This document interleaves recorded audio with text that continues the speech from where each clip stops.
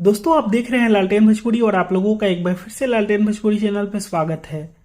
दोस्तों अखिलेश कश्यप का लिखा हुआ गाना का आप लोग इंतजार कर रहे थे, तो फाइनली उसका पोस्टर आ चुका है और पोस्टर आप लोग देख सकते हैं। इस गाना को कल यानी कि 18 तारीख को रिलीज किया जाएगा अन्नपूर्णा फिल्म से। गाना का नाम है ओढ़नी से रहिया बहार द। और दोस्तों इस गाना को खेसारी लाल यादव के साथ गाई हैं शिल्पी राज जी।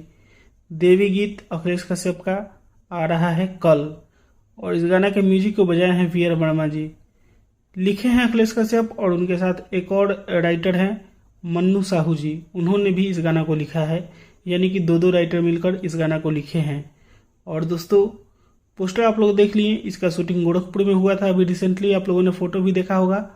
और फाइनली ये गाना आप लोगों के बीच कल सुबह में अन्नपूर्णा फिल्म से रिलीज होने वाला है।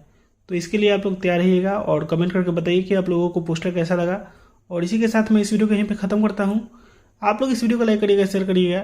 मैं मिलूंगा आप लोगों से एक नए वीडियो में, तब तक के लिए जय हिंद, जय भोजपुरी।